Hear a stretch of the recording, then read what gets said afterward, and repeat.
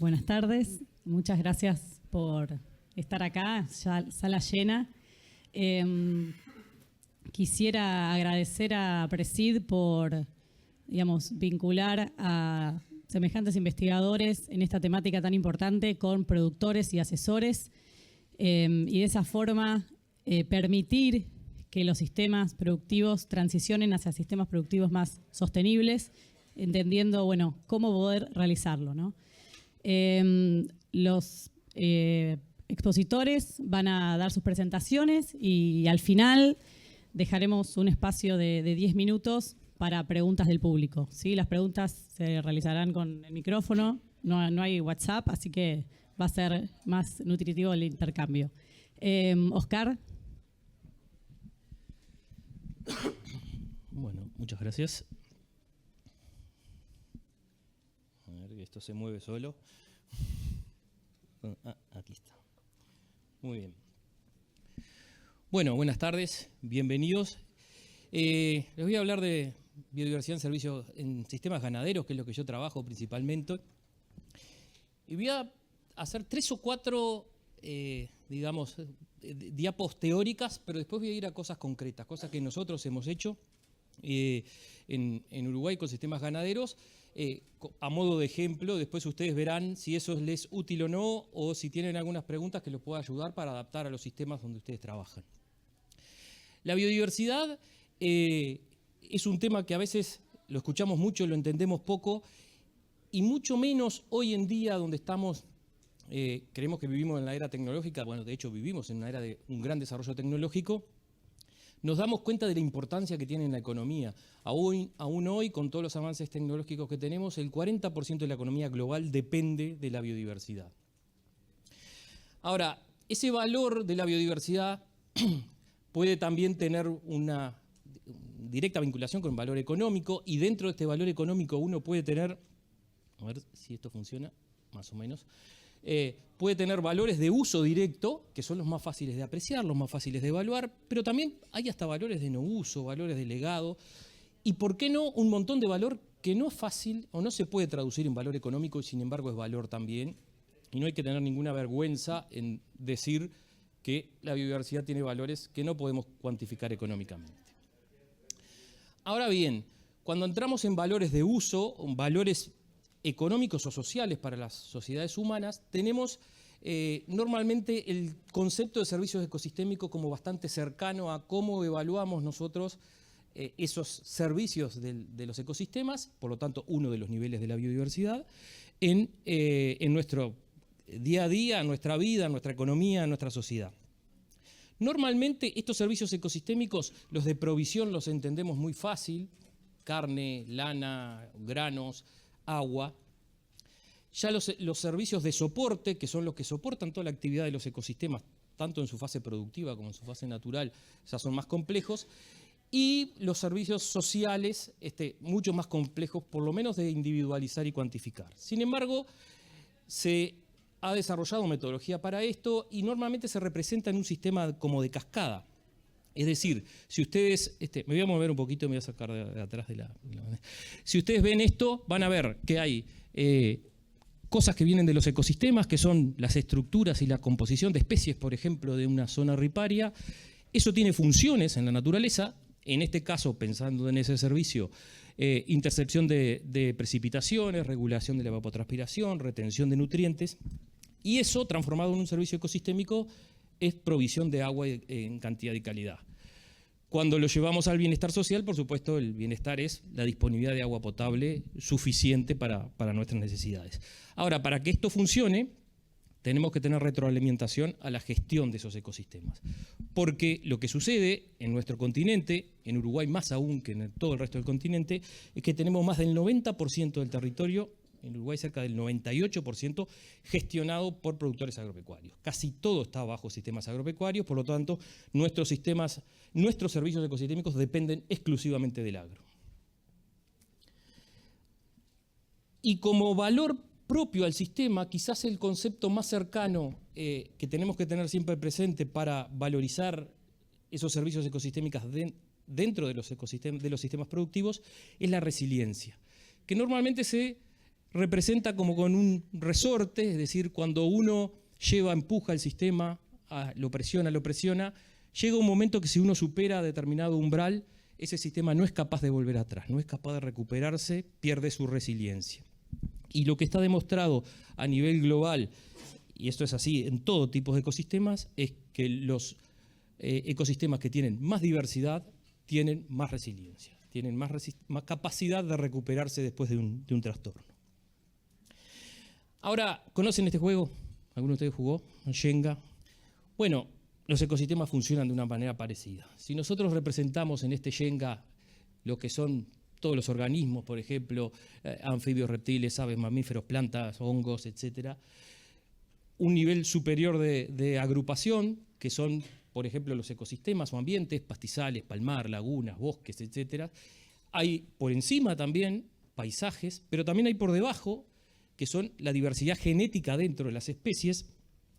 Todo eso está acomodadito en ese Shenga de los ecosistemas y funciona bastante bien, pero lo que puede suceder con estos ecosistemas es esto. Lo mismo que pasa en el Shenga, uno empieza a sacarle piecita y va acomodando hasta que en una se derrumba todo. Lo que derrumbó todo no fue esa última maderita que nosotros sacamos, fue todos los movimientos que hicimos antes. Entonces, aquí siempre opera el principio de precaución. Cuando nosotros menos cosas toquemos de lo que la naturaleza hizo con millones de años de evolución, mucho mejor van a funcionar los ecosistemas. No tenemos que estar esperando al límite para decir, este era el que me causaba el problema. No, el problema es acumulativo y comenzó antes. Ahora, llevado esto a evaluación de biodiversidad en sistemas ganaderos, que en este caso es de lo que voy a hablar yo, nosotros utilizamos las guías LEAP, que son, LEAP es una sigla, Livestock Environmental Assessment and Performance. En la FAO es un organismo que fusiona países, grandes grupos económicos y grandes organizaciones de la sociedad civil, y lo que hace es generar guías de evaluación ambiental para los sistemas de producción del mundo. Hay para lo que pidan y los sistemas que pidan. Yo tuve la suerte de participar en la elaboración de la guía de biodiversidad, pero además uno de los primeros países que hizo road testing a nivel de predios. Ese artículo es derivado de esa prueba de campo, digamos, evaluando predios ganaderos en Uruguay.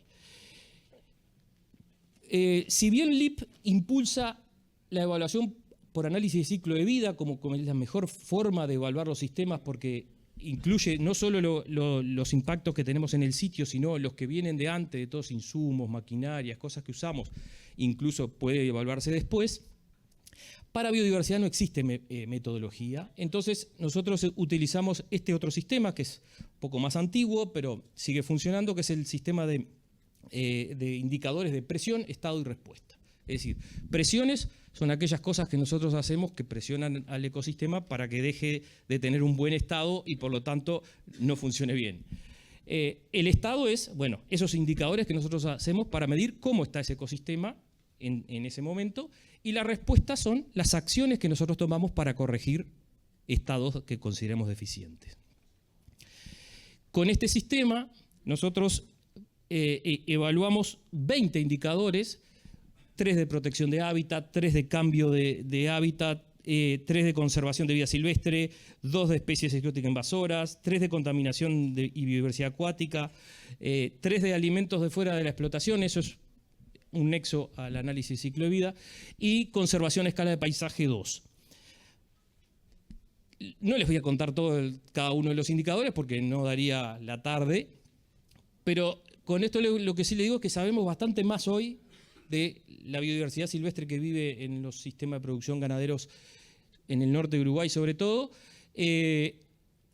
Hicimos aves, peces, arañas, plantas, a nivel de comunidades herbáceas, a nivel de bosques, categorización de ambientes, etc. Un montón de indicadores. Y entre ellos desarrollamos algunos. Esto fue previo, pero lo aplicamos en este road testing y hoy este es un indicador que ha crecido muchísimo en el uso en Uruguay en todo tipo de sistemas, no solo en los ganaderos, hemos usado lecheros, agrícolas, etcétera, que es el índice de integridad ecosistémica, un indicador que trata de transformar variables de estado fácilmente cuantificables visualmente en los establecimientos en números. Porque entender los fenómenos ecológicos es difícil, pero todo el mundo sabe que 4 es más que 3 y que 3,5 es menos que 4 y eso se entiende fácil. Entonces, llevar eso, un indicador que en este caso va de 0 a 5 y que después se puede mapear para las distintas zonas de los establecimientos, facilita la comprensión y después uno lo desarma y empieza a ver qué es lo que le dio mal o bien y trata de actuar en eso. El otro indicador que hemos utilizado muchísimo en temas de biodiversidad nosotros son las aves.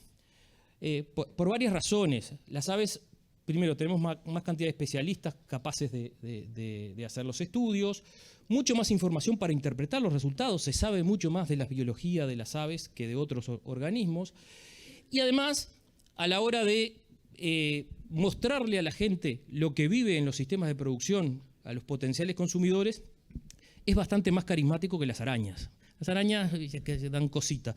En el caso de las aves es un animal mucho más carismático, entonces es más fácil mostrar la biodiversidad por ese lado, después van a ver un ejemplo al final. Y la otra cosa que hacemos dentro de la diversidad total es identificar especies prioritarias para la conservación. En el caso de Uruguay nosotros tenemos para la mayoría de los grupos de vertebrados y para algunos invertebrados una lista de especies prioritarias y por lo tanto podemos concentrarnos en trabajar más en estas para poder mejorar sus condiciones de hábitat. La otra cosa que sabemos también ahora de las aves es, a partir de la tesis de doctorado de Joaquín Aldave, tenemos modelos probabilísticos para la ocurrencia de muchas de ellas. Por ejemplo, sabemos la probabilidad de ocurrencia de todas estas especies según la altura del pasto. Sabemos la probabilidad de ocurrencia de todas estas especies según la presencia de matas. Perdonen que está en inglés porque está sacado del artículo original, y no sé si lo verán, dice Tussock ahí. Fíjense que el 80% de las especies es mucho más probable si el campo tiene matas que si es toda una cosa uniforme, parejita.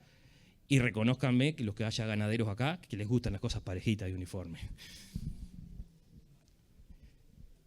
¿Qué pasa con el tipo de pasturas? Por ejemplo, aquí el 20% de las especies será favorecida cuando aparece una pastura sembrada y el 80% de las especies cuando hay pastizales naturales. Esto no nos sorprende tanto. La cobertura de árboles. Tenemos una probabilidad de ocurrencia diferente para cada especie según la cantidad de árboles. Algunos, cuando tenemos árboles, se favorecen. Si bien se alimentan en pastizales, necesitan a los árboles. Y otros no les gustan mucho los árboles. Son pastizales puros y no les gustan mucho los árboles. Pero en este estudio no entraron estas otras condiciones. Hay otro grupo de aves que no están aquí, que les gustan ecosistemas con más árboles todavía. Ahora bien, esta gráfica que ven acá es de un proyecto anterior, de unos cuantos años ya. Esto es una gráfica de producción de carne. Acá no hay aves en esta primera gráfica. Esto es un proyecto, productores familiares, ganaderos del este de Uruguay, productores de criadores, y antes de comenzar el proyecto tenían esta productividad. Se comenzó a trabajar con ellos en un proyecto de intensificación ecológica. Y pasaron a tener esa productividad que está ahí. Bueno, aumentaron aproximadamente un 25% su productividad en carne, ¿no? ¿Qué explica esto? Muchas cosas, pero el factor más importante es trabajar con más pasto. Estamos hablando de sistemas basados principalmente en campos naturales, o sea, pastizales naturales. Estaban trabajando con una altura promedio de 4 a 6 centímetros, se pasó a trabajar entre 8 a 12, eso es un montón de biomasa y por supuesto eso implicó mejorar muchísimo la productividad, además de otros factores como ya estuvieron viendo hoy, la posibilidad de secuestrar carbono, etcétera, etcétera.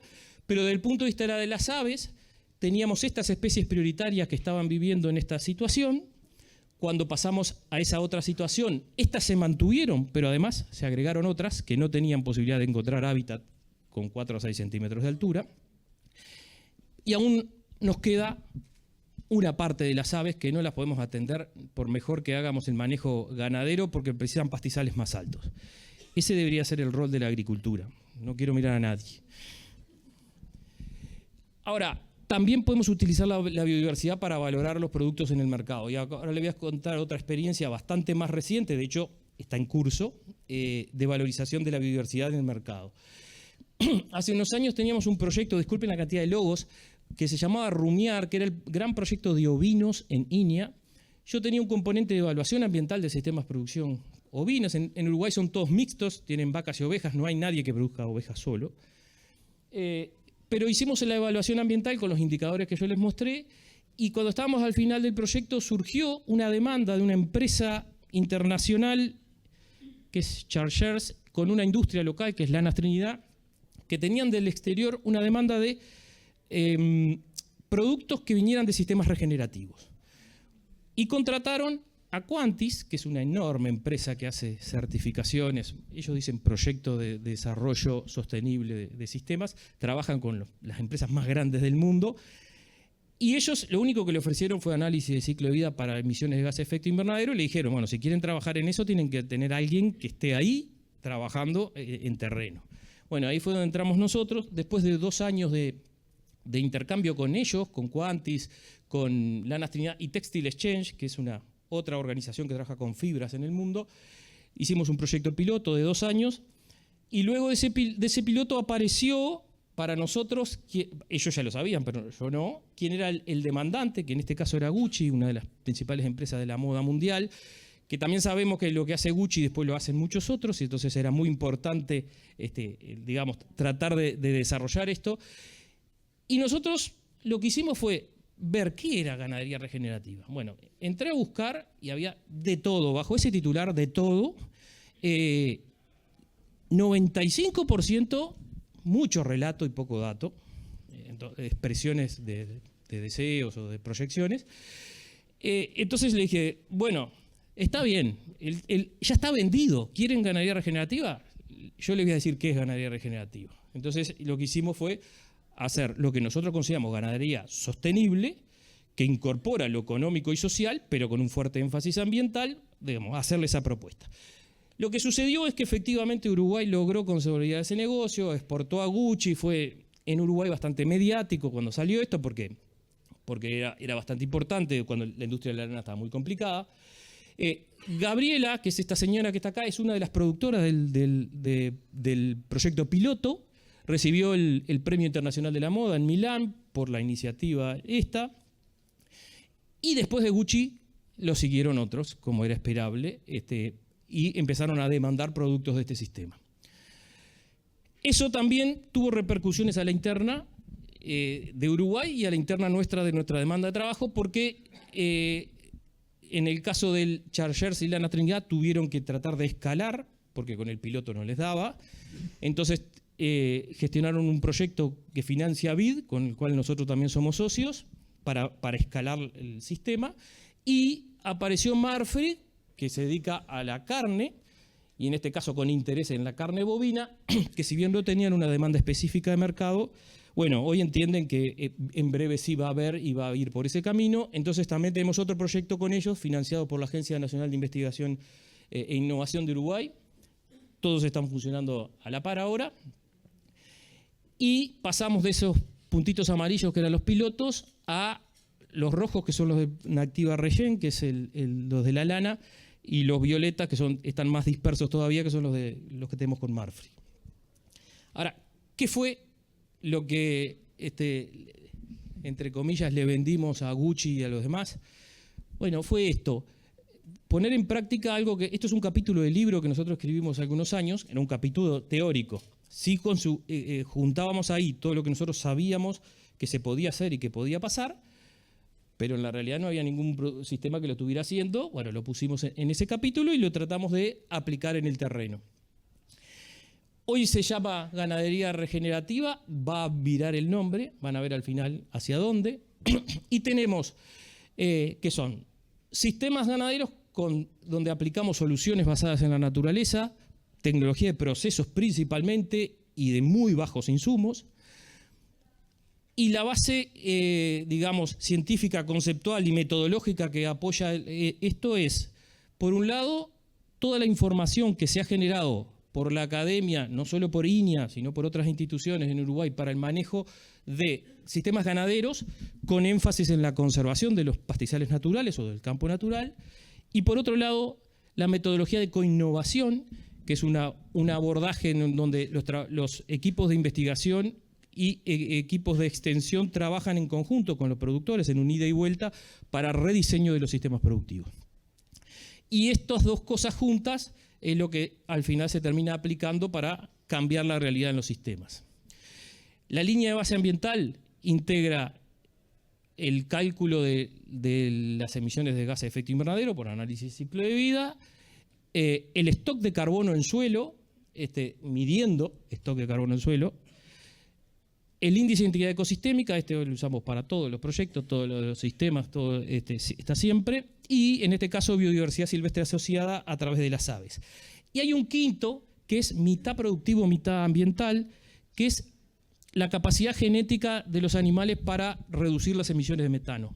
Es decir, nosotros tenemos en paramerino, por ejemplo, hay animales que se están evaluando y se sabe su emisión de metano, y por genómica podemos saber, muestreando en cualquiera de los productores, en qué nivel de emisiones de metano está su majada y proponerle cambios genéticos. Para Hereford lo vamos a poder hacer dentro de el año próximo, pienso. En Angus estamos más lejos. Y simplemente para que vean un ejemplo de una práctica ganadera donde ganar en producción y ambiente. Esto fue pensado para la productividad.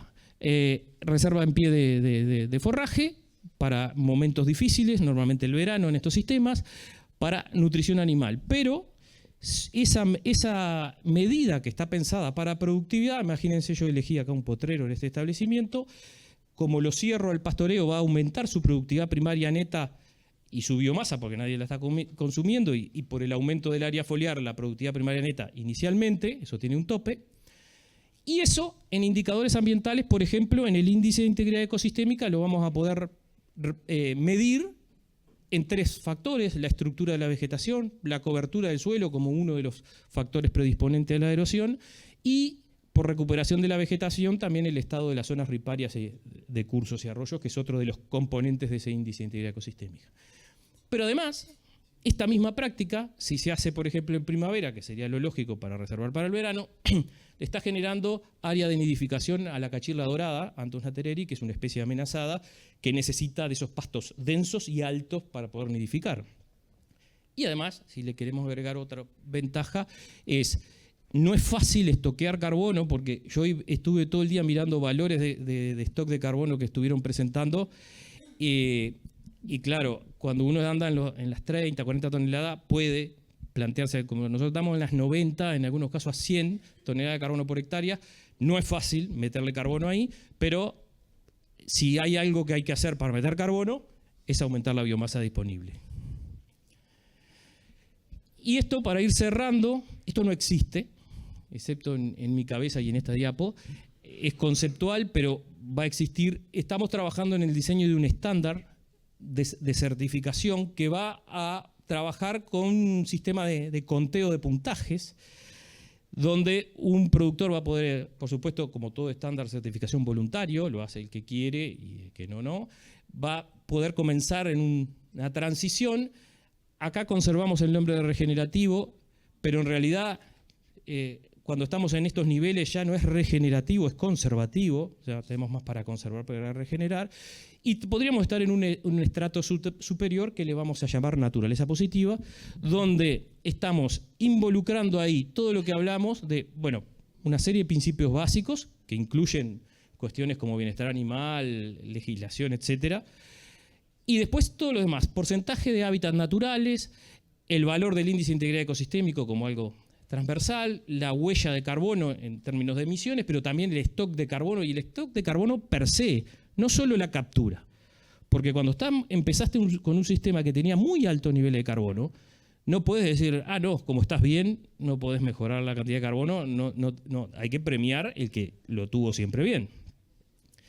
Y después, biodiversidad silvestre asociada, el número de acciones de conservación, número de acciones de protección de áreas riparias, o sea, un montón de medidas que son específicamente para conservación ambiental. Esto empezó siendo un objetivo secundario del proyecto, hoy es el que más me apuran para que tenga, porque pasa a ser prioritario para muchos, sobre todo los agentes comerciales. Y bueno, esto es más o menos lo que tenía para contarlo. Espero que les haya resultado interesante y quedamos aquí para cualquier pregunta que tengan. Muchas gracias.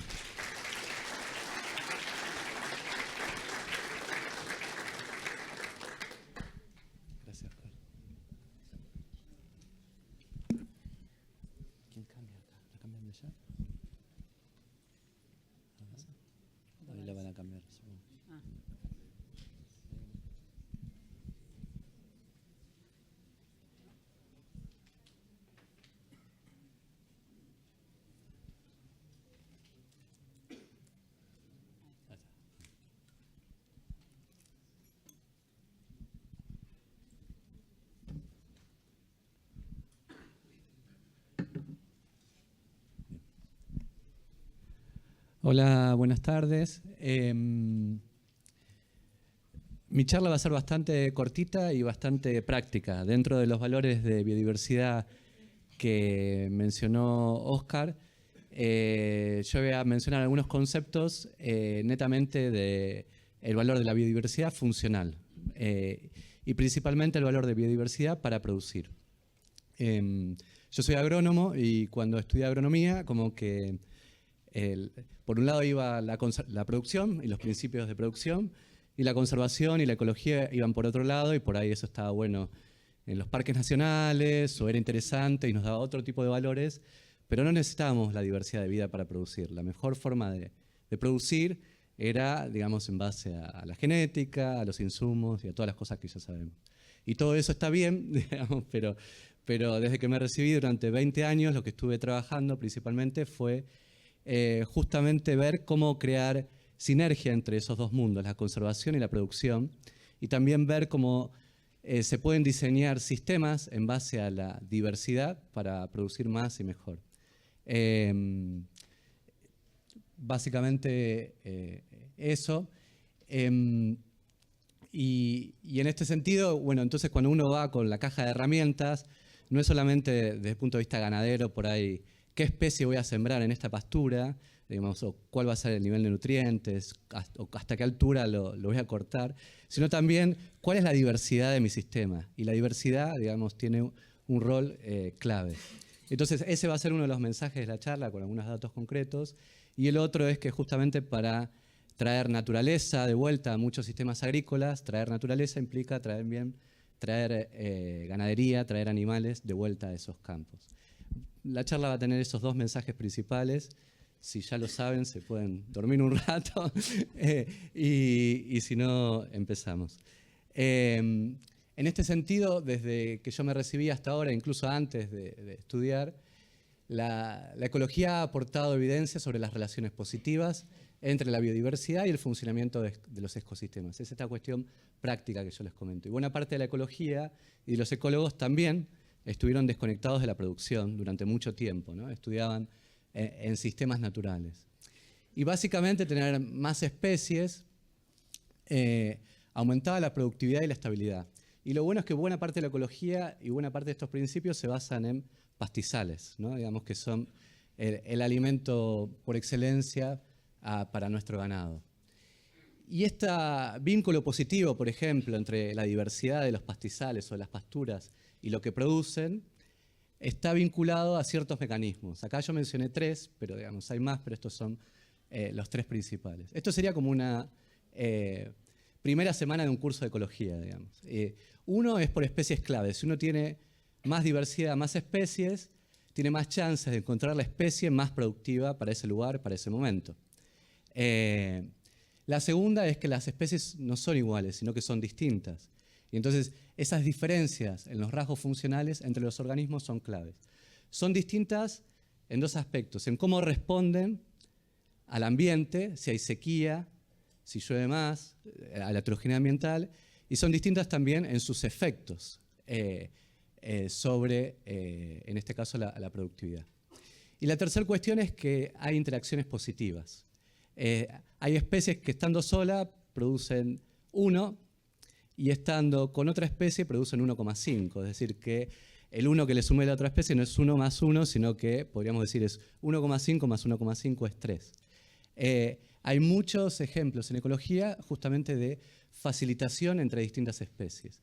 Y estos son mecanismos que ocurren tanto en sistemas productivos como en sistemas naturales. Sin embargo, por ahí, con agrónomas o agrónomos, uno puede estar horas hablando de genética o de fertilizantes y muy poco hablando de este tipo de cómo combinar especies, ¿no? O cómo generar este tipo de combinaciones para poder aumentar la productividad. Y entonces estos mecanismos, como les fui diciendo antes, son especialmente importantes en ambientes cambiantes y para un amplio número de funciones. Es decir, por ahora estamos hablando solo de productividad, pero si uno empieza a abrir el abanico de funciones, digamos, prevención de la erosión, ¿no? La biodiversidad es aún más importante. Y acá tienen un ejemplo. Estos son trabajos clásicos en ecología, en donde tienen la abundancia de las especies, que podría ser perfectamente la biomasa de las especies, o la biomasa de pastos, a lo largo del tiempo. Y acá arriba tienen lo que sucede con una especie.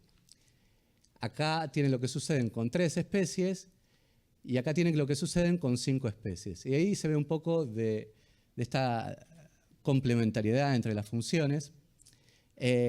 Y también algunos aspectos de especies claves, porque hay algunas especies que producen más que otras. Entonces, cuando uno suma la abundancia acá, suma la abundancia acá y suma la abundancia acá, va de menor a mayor, ¿no? Y si uno hace, eso nos lleva a este gráfico de la derecha, en donde uno tiene biomasa vegetal en función del número de especies, en este caso la diversidad expresada como número. Entonces, en la medida que uno va aumentando el número de especies, cada vez se produce más biomasa hasta un tope biológico, es decir, por encima del cual ya no se puede producir. Uno podría decir que es un límite físico-energético, ¿no? Que está dado por las precipitaciones, por la profundidad del suelo, etcétera, que ya no se puede producir más biomasa en ese lugar. Esas curvas no es una sola, sino que hay muchísimas, y dependen de un montón de aspectos. Si el ambiente es homogéneo, tal vez con pocas especies ya llego a ese máximo de productividad.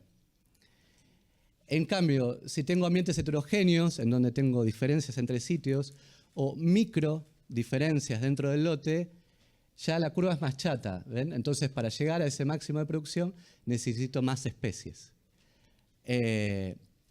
Si se agrega variación entre años, digamos, en esas pasturas, digamos, ya también necesito más especies, porque no tengo solamente heterogeneidad espacial, sino que tengo heterogeneidad temporal. Y bueno, estos son aspectos más teóricos en ecología, digamos, si uno agrega también que hay etapas sucesionales, si uno está dejando esa sucesión, y que hay una sustitución que uno no controla de especies, aún más tiene que planificar en cuanto a las especies. Otro aspecto clave es, bueno, si uno sale de la producción de pasto, esa biodiversidad necesaria es aún mayor. Y acá tienen experimentos, la mayoría de los experimentos, repito, son con pastizales, en distintos lugares del mundo, en donde acá dicen cuál es el número de especies necesarias de acuerdo al número de procesos ecosistémicos. Ya uno era, por ejemplo, biomasa o productividad primaria neta anual. 2 podría ser ciclado de nutrientes, digamos, y así sucesivamente. Y lo que ven es que es una relación lineal, ¿no? Y positiva. Cuanto más funciones uno se focaliza, más especies necesita. Y eso en la charla previa, por ahí también está claro, ¿no? Digamos, si uno quiere, en los cultivos de servicio, ¿qué es lo que quiere beneficiar? Si uno quiere beneficiar por ahí, de alguna manera, aportar materia orgánica al suelo, necesita plantas que den más raíces. Si uno quiere darle alimento al ganado, necesita plantas que tengan mucha biomasa aérea. Y de hecho hay un estudio muy famoso en Estados Unidos que valoran todos los pastizales y que de alguna manera esta curva no se saturaba. Llegaban a 236 especies de pastos y los beneficios seguían creciendo. Y entonces, esto no es para decir que necesitamos 200 especies en nuestros sistemas ganaderos, sino para decir que estamos muy lejos de lo que se conoce de alguna manera en ecología y de la importancia que tiene esto. Y la diversidad, hasta ahora veníamos hablando principalmente acá arriba, ¿no? Acá hay 3 individuos a la izquierda y a la derecha, pero a la derecha hay una sola especie y a la izquierda hay 3 especies, por eso los colores distintos. Eso se llama número de especies. Pero cuando uno habla de diversidad, otro aspecto clave es la abundancia relativa. Acá a la izquierda y a la derecha hay el mismo número de especies, pero acá a la derecha hay una especie que domina mucho. Entonces, eso implica menos diversidad porque todos los procesos van a estar muy ligados a esa especie dominante. Otro aspecto clave que prestamos mucha atención en agronomía es la composición, ¿no? Digamos, acá a la izquierda y a la derecha hay 3 especies, la diversidad es la misma, pero son especies distintas. Otro aspecto clave es el de los rasgos funcionales. Las especies son distintas, pero no son completamente distintas. Son parcialmente distintas. Entonces, en algunos rasgos se solapan, ¿no? Digamos, tenemos especies, conjunto de especies de hoja ancha, un conjunto de especies que fijan nitrógeno, un conjunto de especies gramíneas, un conjunto de especies C4, es decir, no son todas absolutamente distintas. No es que cada especie es un mundo distinto. Y eso, de hecho, es un aspecto positivo porque ese es uno de los aspectos que hace que más biodiversidad sean ecosistemas más estables, como decía Oscar. Justamente porque si uno pierde una especie, hay otra especie que parcialmente puede cumplir esa función también. Y otro aspecto clave es la distribución espacial. Digamos, lo que nosotros vemos es que la mayor parte de los campos, simplemente con lo que tienen, sin cambiar nada, excepto la configuración espacial, es decir, cómo está distribuida las mismas hectáreas de los usos que tienen, ya se podrían hacer sistemas más diversos y mejor planificados que tengan más beneficios. Y el otro aspecto clave también es lo que se llama la distribución vertical o las redes de interacción. Que esto hablaba un poco Oscar de, bueno, cómo tener distinto tipo de pastizales también genera distintas comunidades de aves, distintas comunidades de artrópodos, etc. Pero eso también tiene un rol funcional, ¿no? Digamos, cuando las redes de interacción son más complejas, hay menos plagas, hay más circulación de nutrientes y un montón de beneficios. Básicamente, estos son principios bastante simples de ecología que no están habitualmente en nuestra caja de herramientas de la agronomía. Es decir, no estamos pensando en estas cosas cuando diseñamos los sistemas. Pero lejos de ser incompatibles, la biodiversidad y la producción pueden potenciarse mutuamente. Y de esto no voy a hablar mucho porque fue principalmente en mi charla de hoy a la mañana, en donde mostraba datos y ejemplos de cómo estos principios se aplicaban para aumentar la producción. Y sí voy a mencionar un poco sobre esto. Entonces el gran desafío es diseñar estos paisajes multifuncionales que integren producción, conservación y bienestar humano. Y en este sentido, lo que uno puede pensar aquí es, y buena parte del Congreso trata sobre transiciones productivas sostenibles, ¿no? Es uno de los aspectos claves hoy en día en la mayoría de los congresos de agronomía. Y en esas transiciones productivas sostenibles uno, de alguna manera, puede identificar como tres grandes áreas de trabajo. Una es la eficiencia, de alguna manera ser más eficiente en lo que hacemos, ¿no? En el riego, en el uso de agroquímicos, producir lo mismo con menos agroquímicos. Otro aspecto es el reemplazo, y también acá hay mucho en este congreso, ¿no? En vez de utilizar, por ejemplo, un insecticida químico, utilizar un insecticida biológico, digamos, pero el concepto, bueno, sigue siendo de alguna manera matar al bicho. Y el tercero es el rediseño de los predios completos en base a principios ecológicos. Y básicamente nosotros trabajamos en este aspecto. Yo no voy a hablar nada de esto. Y la biodiversidad tiene un rol clave en este aspecto de rediseño de los ecosistemas, de los predios en base a principios ecológicos. Esto yo mostré un poquito hoy a la mañana, pero fui rápido porque la idea era discutir un poco más en detalle hoy a la tarde. Entonces esta es la segunda parte de la charla, donde son campos agrícolas que rediseñamos y en base a esos rediseños se trae naturaleza de vuelta a esos campos, donde la ganadería puede cumplir también un rol fundamental.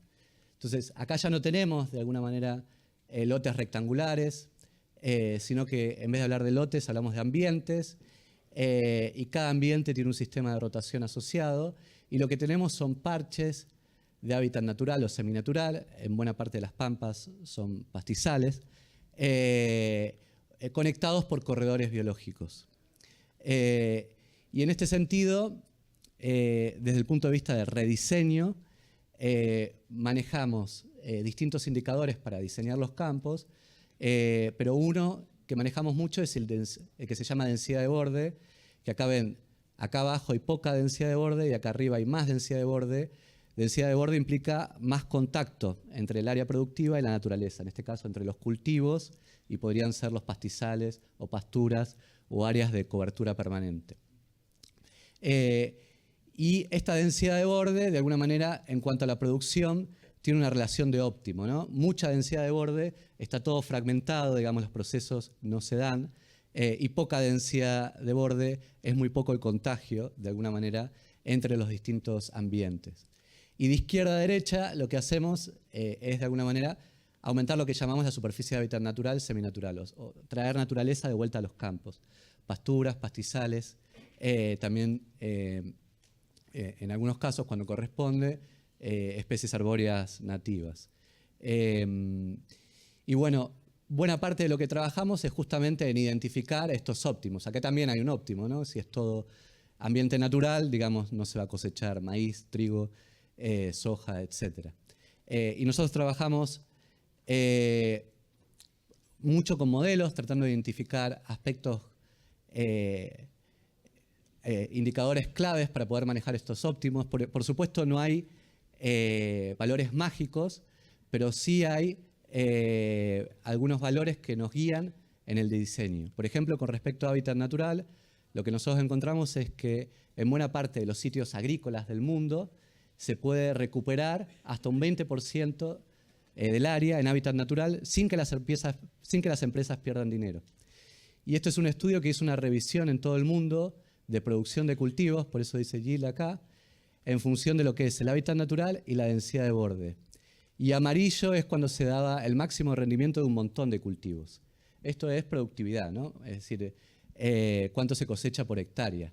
Y lo que ven es que la mayor productividad era en torno al 20% de hábitat natural y con 400 metros por hectárea de borde. Y estos son números que nos ayudan a entender de vuelta dónde estamos parados.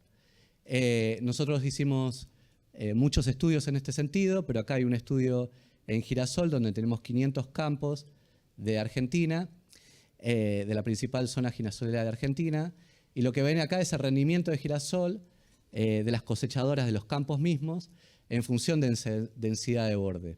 Y lo que se ve acá es que cuanta más densidad de borde hay, más se produce, más se cosecha en la práctica, en terreno, y que la cosecha puede aumentar en promedio un 24%. Y acá pasamos de 20 metros por hectárea a 100 metros por hectárea, es decir, que estamos muy lejos de lo que sería este óptimo.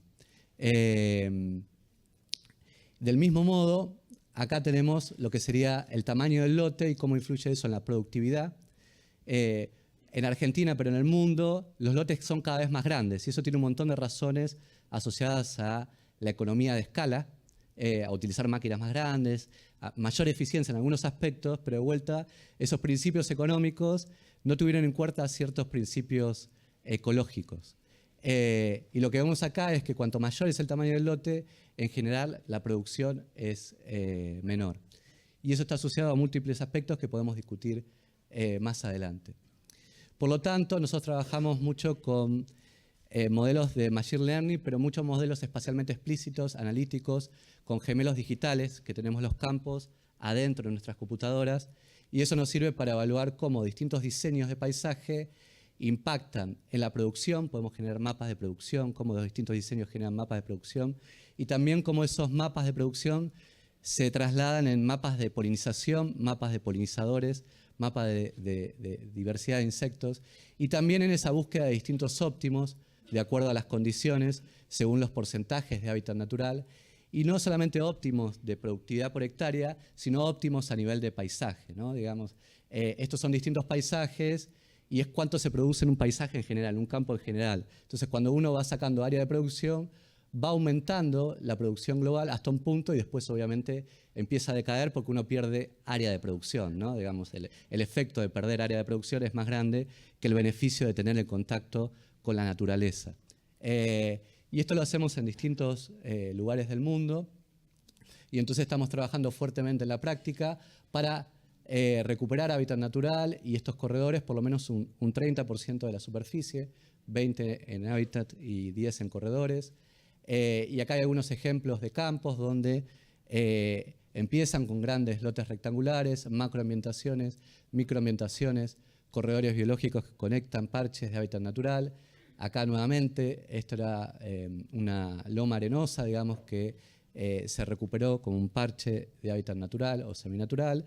donde el énfasis también está en la diversidad de especies y donde muchas veces estos ambientes se pueden recuperar también a través de la siembra que hacen las mismas vacas, ¿no? En algunos casos se le puede dar a las vacas a comer pasturas con semillas y luego van y ellas mismas siembran esas especies en estos corredores.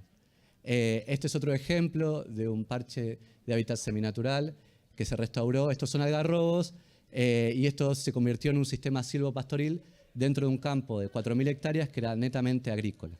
Este es otro ejemplo en donde en el lote en general, obviamente en promedio, el margen bruto es positivo, se hace dinero.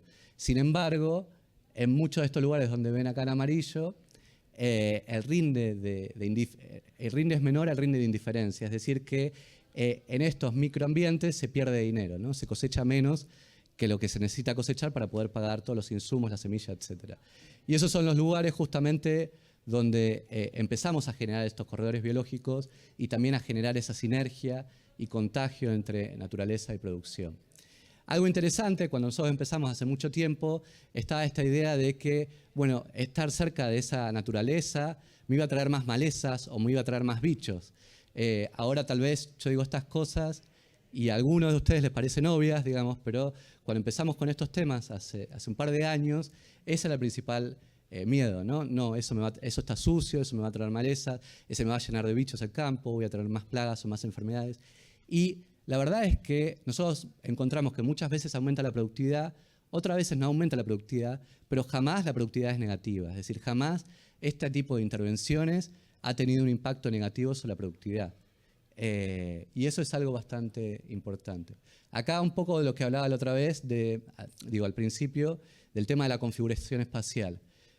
Simplemente con la misma superficie de soja, maíz, girasol, pero distribuida o sembrada de distintas maneras, por ejemplo en franjas, hace que esa, de alguna manera, diversidad espacial, a nivel de paisaje, sea mayor y uno pueda obtener beneficios de la diversidad. Esto es otro ejemplo de restauraciones, y por supuesto nosotros evaluamos con gran detalle, digamos, el impacto que tienen los corredores que generamos en la diversidad de distintos grupos funcionales. Óscar habló un montón de eso, así que no me voy a detener ahí. Este es otro ejemplo de otro campo donde estas parcelas estaban así desde hace más de 150 años.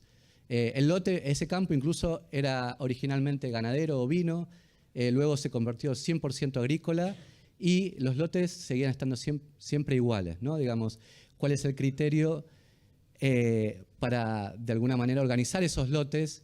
Se puso hace un montón de años y de alguna manera, por más que las producciones cambiaron, que los tiempos cambiaron, que los mercados cambiaron, los lotes siguen siendo los mismos. Y esos lotes no respetan la altimetría, no respetan la heterogeneidad ambiental ni de suelos. Y este es uno de los diseños que hicimos para ese campo, ¿no? Nuevamente se recupera un montón de área que de alguna manera podría generar sinergia con la ganadería. En algunos casos ya lo está haciendo, en otros casos no.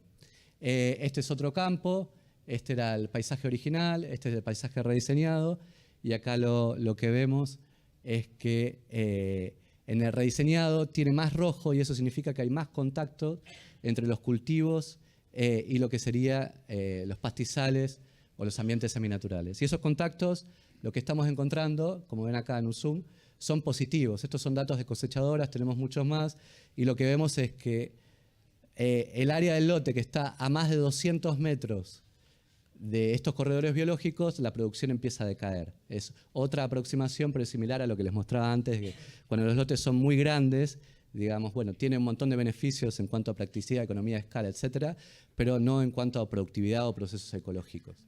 Este gráfico está acá simplemente para mencionar que no podemos esperar resultados inmediatos ni en un año, ¿no? Por supuesto. De la misma manera que alguien que planta un monte de peras no va a esperar que el primer año tenga máxima productividad.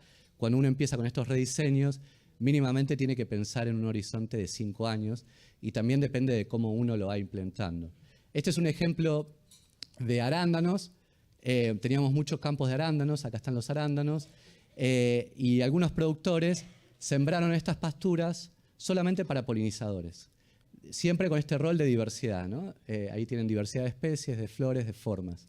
Entonces la idea con estas pasturas era aumentar la abundancia y diversidad de polinizadores que vayan a esos arándanos y eso aumente la producción y aumente, digamos, también el margen bruto. Y acá esto fue lo que hicimos a lo largo de 4 años. 0 es porque no hay diferencia entre los que tenían las pasturas y los que no tenían las pasturas. Entonces, el primer año de implantación, de alguna manera, el rendimiento del arándano era igual, digamos, con o sin la pastura. El segundo año aumentó un 5% casi, el tercer año casi un 20% y el cuarto año cercano a un 23%. Y esto es, de alguna manera, la ganancia. El primer año es claramente negativa y es importante. El segundo año, por más que aumentó la producción, sigue siendo negativa, porque además acá nosotros castigamos mucho con el costo de oportunidad, que hubieses hecho con ese dinero, si lo ponías en el banco o en más maíz, etc. El tercer año ya iba recuperando y el cuarto año ya era positiva. Acá ya se nos acabó el proyecto, pero la idea es que estas intervenciones son permanentes, es decir, que estos beneficios siguen. El máximo desembolso estuvo al principio en generar estas pasturas y el manejo luego de estas pasturas no es muy complicado y de hecho también se puede hacer con ganado. De este tipo de información, sinceramente, hay muy poca en el mundo, digamos, de bueno, cuándo uno podría esperar el retorno económico, etcétera, y también es el tipo de información que estamos generando. Y ya para ir terminando, esto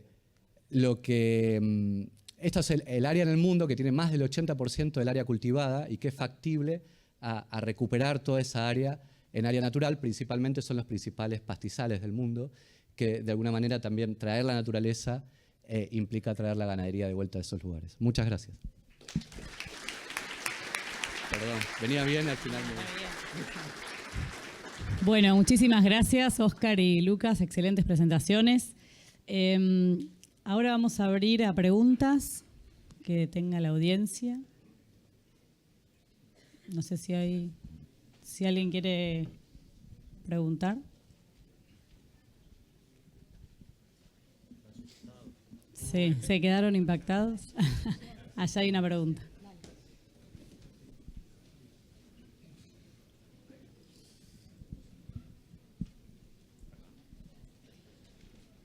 Hola. Sí, ¿qué tal? Para Lucas. Una pregunta simple, pero se me ocurrió. En la filmina ahí, la diapositiva que habías mostrado, el concepto este de pixel farming, los fragmentos del lote que no tenían un rendimiento tan bueno como los alrededores. Mostrabas como que agarrabas esos fragmentos y los convertías en un corredor biológico. ¿Se podría lograr como un efecto similar? Porque eso se dio que justo tenía forma de corredor, pero a veces capaz es un tipo, tiene forma de... O sea, si lo podría hacer nada más en parches.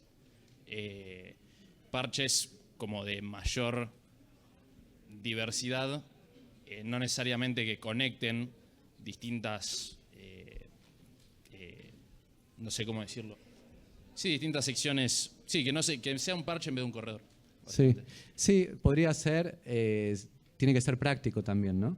Si son muchos parches muy chiquitos, sí, va a ser muy complicado y la idea del parche es que tenga una cierta área para que tenga calidad también. O sea, si los parches son chiquitos, ahí hay muchos procesos de poblaciones silvestres que no se pueden dar. Entonces, la idea del parche también es que generalmente son áreas más grandes y la idea del corredor que son áreas más justamente de ecotono, que conectan y contagian. Sí. Pero sí, hay que diseñar esos parches, se puede hacer con otro tipo de formas. Sí. Después, tengo otras preguntas, no sé si es apropiado porque en realidad es de la charla de la mañana. Así que si alguien más...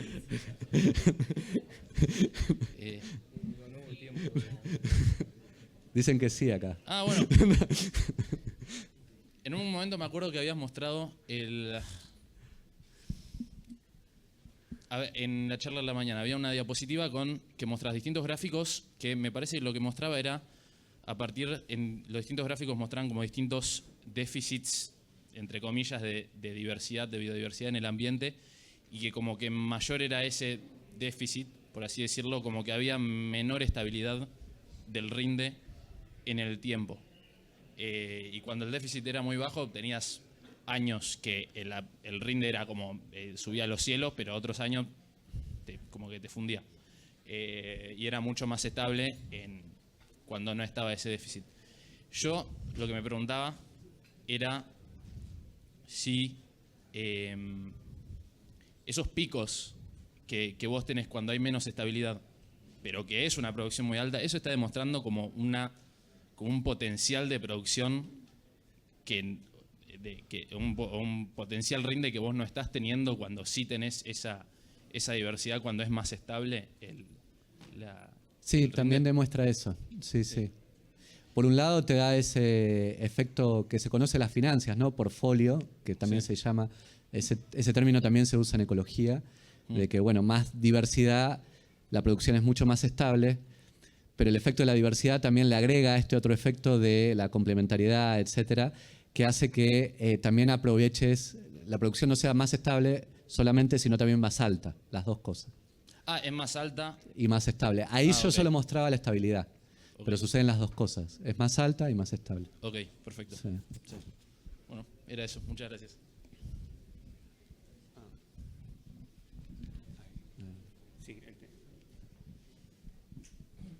Hola, quisiera hacer una consulta. Hemos visto nosotros, yo soy de la zona de Entre Ríos, y hemos trabajado con lotes de colza, donde ubicábamos colmenas como polinizador en zona de cañada, en una zona muy quebrada, y bueno, obtuvimos un diferencial de rinde superior a lotes donde no teníamos polinizadores. ¿Hay algún dato, como el que mostraste recién en arándano, para cultivos agrícolas, como por ejemplo soja o algún otro cultivo, diferencial de rinde con ese tipo de parche o de corredor? Sí, hay un montón. Colza es de las especies más estudiadas del mundo. Girasol también, hay mucho para frutales. Y para soja también empieza a haber. Para soja hay muchos experimentos que encuentran un efecto grande, pero a nivel experimental. Y más el desafío de la soja es llevarlo a escala de manejo. Decir, bueno, cuántas colmenas necesito, cómo y dónde van a estar esas abejas y cómo va a impactar en el rendimiento, digamos. Pero que hay un efecto positivo sobre la soja, de eso no hay duda. Sí. Muy bien, muchas gracias. Ah. Buenas, era para no era las dos charlas buenísimas. Había estado en la charla de la mañana un poco, así que quería preguntarle a... ¿Te quedaste dormido? No. Ahora tengo un caramelo y no puedo manejar el habla y comer un caramelo al mismo tiempo. Me gustó mucho también, llegué un poco tarde a la primera charla, Oscar, y me pareció buenísima también. Y quería preguntarle si tienen, combinando un poco las dos cosas, eso de regenerar ambientes, a mí me preocupa un poco cómo introducir un programa local o regional o nacional de especies nativas para reconstruir esos ambientes. Y si tienen en Uruguay por lo menos uno para ese tipo de planes.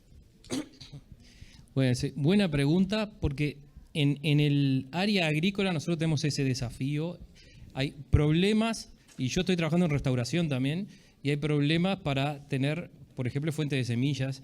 Yo estuve visitando en Kentucky una producción familiar, era una semillerista, tenían 240 especies nativas que las cultivaban aparte y hacían las mezclas para hacer restauración.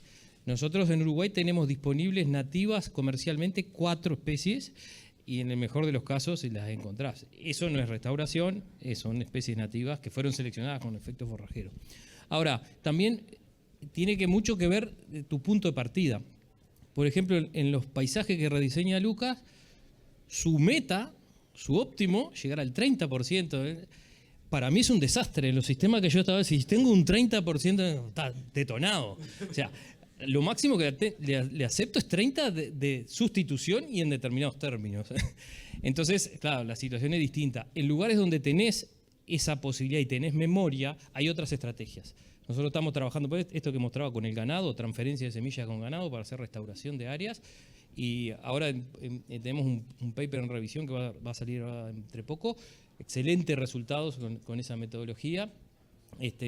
Y hay otras metodología que estamos probando para hacer restauración. Pero la fuente de semillas es una de las limitantes grandes que tenemos en diversidad y en cantidad. Perdón, pero me van a matar. ¿Podemos hacer la última? Y la última. Sí, hola. Tengo dos. Una para Oscar, que me quedé con la intriga de que no nos dijiste cómo se calcula el índice de integridad de ecosistemas. No dijiste. Estaba todo muy chiquitito. Es un curso eso. No, y la otra, quizás para los dos, y un poco relacionado con lo que dijo Pedro, es que me parece un poco conflictivo en algunas situaciones la diferenciación entre exótica y nativa. Porque, por ejemplo, nosotros que trabajamos con invasión de especies leñosas en pastizales, y donde la disponibilidad y la productividad de los pastos nativos es bastante bajo y más bien asociado a falta de especies de invierno. Entonces, discriminar en restaurar tanto de nativa, tanto de exótica, cuando te están invadiendo todos los árboles y te están transformando el pastizal en un bosque, me parece que queda un poco relegado a tratar de recuperar el bioma pastizal, no la especie, las que vio Darwin, por decir. Con eso podemos tener no un curso, toda una carrera de discusión. El índice, solo para redondearte, tiene 4 dimensiones, no te voy a poder explicar cómo funcionan. Estructura de la vegetación, especies de la vegetación en todos sus estratos, herbáceos, arbustivos y arbóreos, suelo en términos de erosión real y potencial de erosión por factores predisponentes y el estado de cañadas y arroyos y la zona riparia. Eso lo integra en una fórmula general que tiene muchas formulitas internas y calcula. Lo otro, no estoy de acuerdo contigo, pero nos peleamos afuera. Bueno, damos el cierre. Muchas gracias por participar. Gracias, Lucas, y gracias, Oscar.